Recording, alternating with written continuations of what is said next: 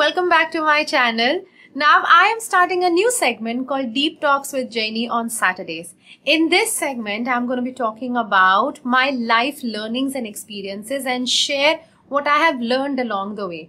I don't intend to make this like a motivational video or make it like a TED Talk. I genuinely want to connect with you guys and let you know what I have learned over the years. Life is not black and white. There is no truth and false answer like we did in school. Life is a lot of gray. In fact, there's 10% truth, 10% false, and the rest 80% of the life is the gray area. And the truth and the false depends on what you believe in.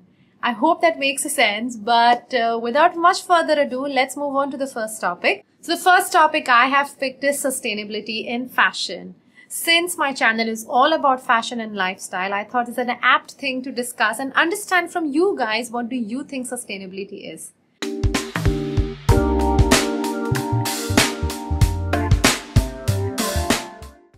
Hi, this is Janie Gandhi. I'm an image consultant, a style curator, and a sustainable style advocate. On this channel, I talk about real, relatable, wearable styling ideas. And now I'm going to talk about my heart as well in these deep talks.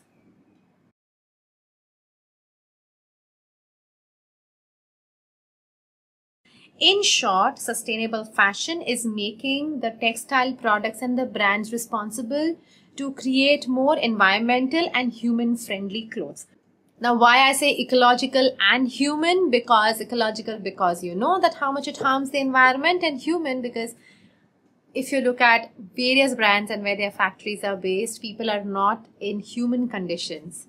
Anyways, I'm not going to dwell on that because I've decided I don't want to make this a very nerdy, or I don't want to make this a very jargon oriented and figure and number oriented thing. I want to genuinely tell you what sustainable fashion means for you and for me.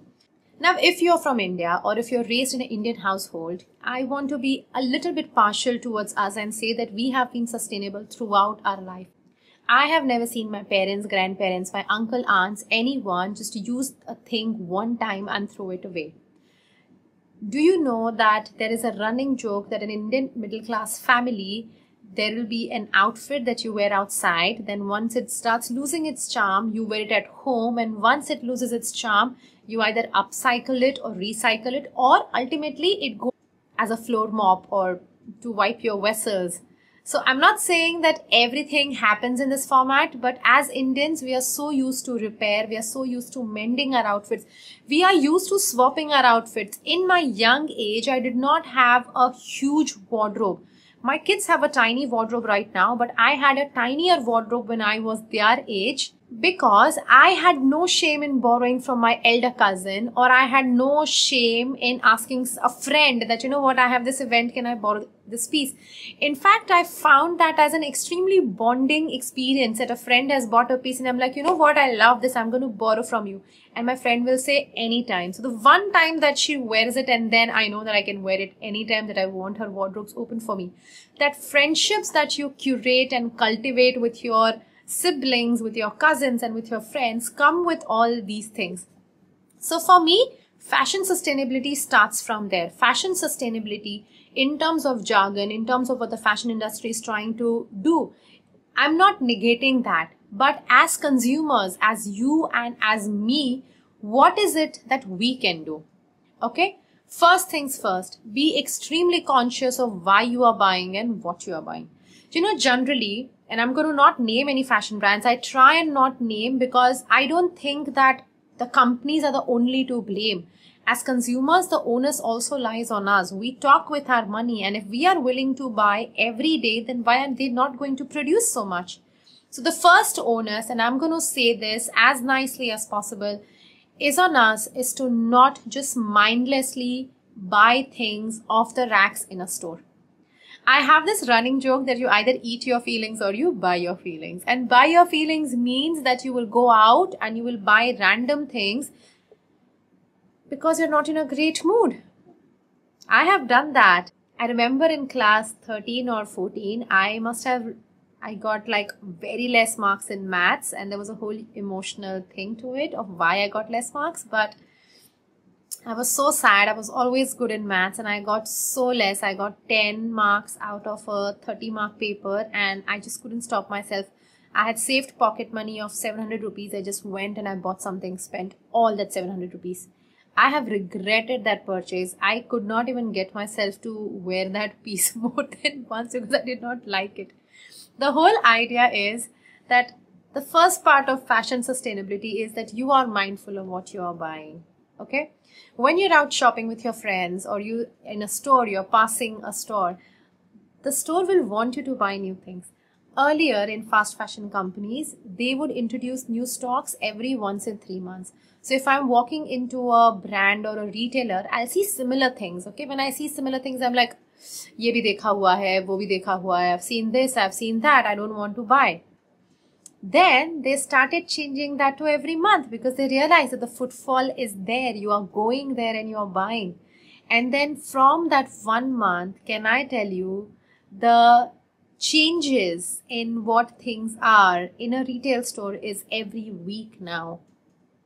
They have enough stock to give you new things every week. And when we walk into that store and we buy every week, they are motivated to give you more because they know that you are buying. So whenever you go window shopping, whenever you go out with friends or whenever something is in trend, I don't want you to buy just because it's there. Understand what your lifestyle and what your personal style is. Is this your personal style? Will you wear it often or you're just buying it because someone's telling you? Most often, we don't know what our personal style is. We have never thought about it. We always just buy things because they are there, because retailers are trying to sell us. Earlier, if something was for 3,000 rupees or earlier if something was for $50, then you're like, okay, my budget is 3,000, I can buy it. Now, what the retailers are doing is, they have reduced that 3,000 to 2,000. So now that your budget is 3,000 rupees, they are giving you that for 2,000 and instead of one, you will buy two now. Because it's under your budget, right? It's only 2,000 rupees. Oh, my budget was 3. I can look at it and wow, 2 pieces are for 2,000 rupees. So essentially, you are spending more, but you think that you're spending less per piece. Now, less per piece comes with a cost. The thing that they're selling you for 2,000 rupees and the thing that they sold you for 3,000 rupees, there will be a quality drop because they're trying to make things every week for you now. I don't want to keep on extending this topic, but the whole idea of understanding how to be a conscious shopper is that make sure the quality is amazing. Make sure that you're going to wear it at least 20 times. Make sure that that piece has a current place in your wardrobe. So for example, if you're buying a neon t-shirt thinking that, you know what, I have white denims, I'm going to wear this with a neon t-shirt. You'll wear it once, white denims and neon t-shirt. You'll wear it twice, white denim and neon t-shirt. And then you're like, I'm tired of the combination. So whenever you're buying a piece from the store, make sure that you think of 3 different ways you can wear in your wardrobe, or don't buy one piece for just matching another piece because you'll be tired of the whole combination in no time. I hope I'm making sense because I want you as consumers, I want us as people who can also be part of the change. For how long are we going to blame fashion industry? For how long are we going to blame the retailers for producing and mass producing things week after week after week? We are equally responsible. If we stop buying every week, if we think rationally, do we really need it? There'll be a change. They won't make if it's not sold. So the first thing is, please shop responsibly. Understand what your personal style is, whether it fits your current wardrobe and your style, and only buy. The second thing on how to be fashion sustainable is swap your clothes.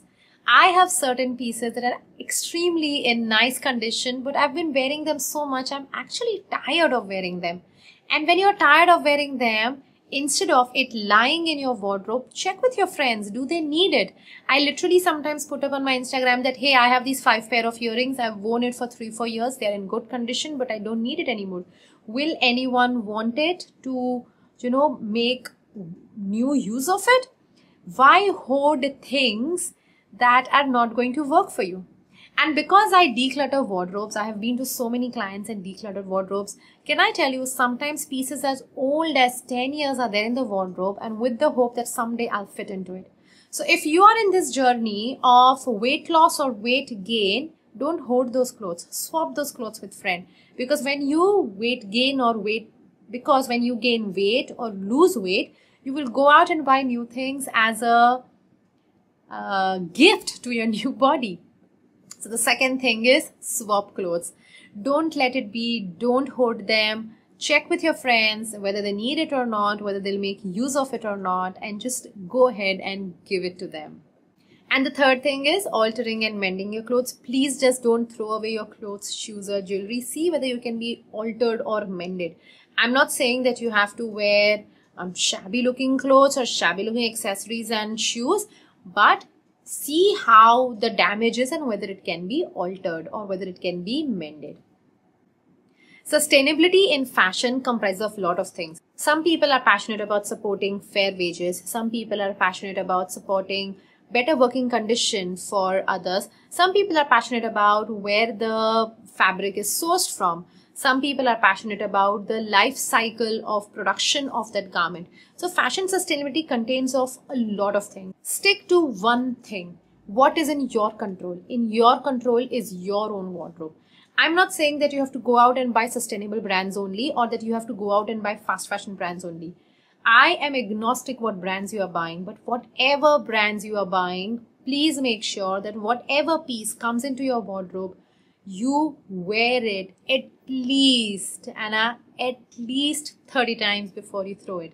30 times feels such a small number, but I can assure you, sometimes we don't wear a piece more than 5 to 7 times a year because we don't want to repeat it. So I hope this topic made some sense to you and it made you think. Look at your wardrobe as a resource, as an investment, not as an expense. If you have any more ideas or if you have something, please write to me. I did not want to name any brands because I genuinely believe that there's not only just one party at fault. It works both ways. We are responsible as much as brands are responsible, and we are responsible to control our shopping habits and be sustainable with our wardrobe, and the brands are responsible to produce effectively, to produce fairly. Let me know if there are some topics that you want to discuss in these deep talks with Jaini, and I'll take that topic up for next Saturday. If you have liked what you've seen so far, please give this video a big fat thumbs up and do write down your comments on what does fashion sustainability mean for you. Till I see you next time. Bye-bye.